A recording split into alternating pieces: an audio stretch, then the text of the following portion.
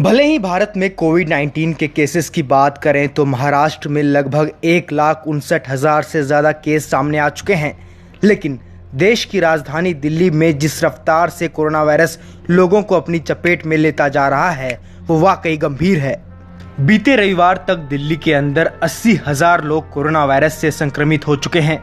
पिछले 24 घंटे में 2,948 लोग कोविड पॉजिटिव पाए गए हैं और 66 लोगों की मौत भी हो चुकी है। मुख्यमंत्री अरविंद केजरीवाल, जो भले ही दिल्ली के सत्ता पर काबिज हैं, लेकिन कोविड से लड़ने की जिम्मेदारी केंद्र सरकार के सिर पर रख दिया है। उन्होंने कहा कि दिल्ली के अंदर 20,000 से ज्यादा कोविड की टेस्टिंग हर दिन की जा रही है और जो भी लोग इस महामारी की चपेट में आ जाते हैं उनके लिए 13,500 बेड तैयार किए गए हैं। लगभग 3 करोड़ आबादी वाले दिल्ली शहर में कॉन्टैक्ट ट्रेसिंग करने को लेकर आम आदमी पार्टी की सरकार कितनी गंभीर है उसका पता इस बात से लगाया जा सकता है कि एक तरफ जहां ICMR का मानना है कि जनवरी और अप्रैल के बीच भारत में किसी व्यक्ति में कोविड पॉजिटिव पाए जाने के बाद औसतन 20 लोगों की कॉन्टैक्ट ट्रेसिंग की गई है, वहीं दिल्ली में कॉन्टैक्ट ट्रेसिंग का आंकड़ा सिर्फ 9 है, जबकि कर्नाटक में यह आंकड़ा 93 है। दिल्ली में कॉन्टैक्ट ट्रेसिंग को लेकर स्थिति इतनी खराब बन चुकी है कि बहुत सारे लोग ट्विटर के जरिए सरकार पर ये इल्जाम लगा रहे हैं कि दिल्ली सरकार कोविड पॉजिटिव पाए गए लोगों के परिवार वालों पर भी टेस्टिंग करने में दिलचस्पी नहीं दिखा रहे हैं।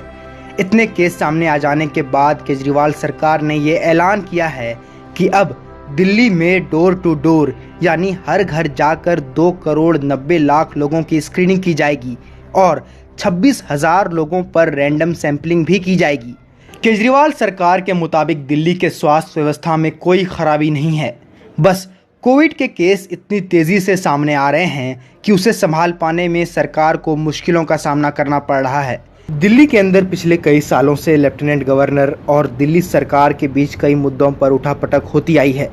और इस बार महामारी के वक्त भी दोनों ने ये मौका अपने हाथ से जाने नहीं दिया। एक तरफ लोग कोरोना से संक्रमित होते चले गए, वहीं दूसरी ओर दिल्ली के हुक्मरान एक दूसरे के फैसले, चाहे होम आइसोलेशन हो, टेस्टिंग जैसे मुद्दों पर दोनों एक दूसरे के खिलाफ खड़े हो गए।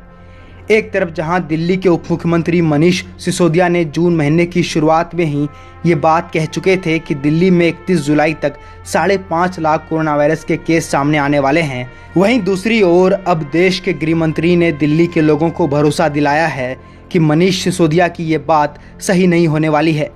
लेकिन दिल्ली के अंदर जिस रफ्तार से कोरोना वायरस के केसेस में बढ़ोतरी देखी जा रही है उससे ये तो तय है कि आने वाले वक्त में दिल्ली सरकार को जबरदस्त मेहनत करनी पड़ेगी।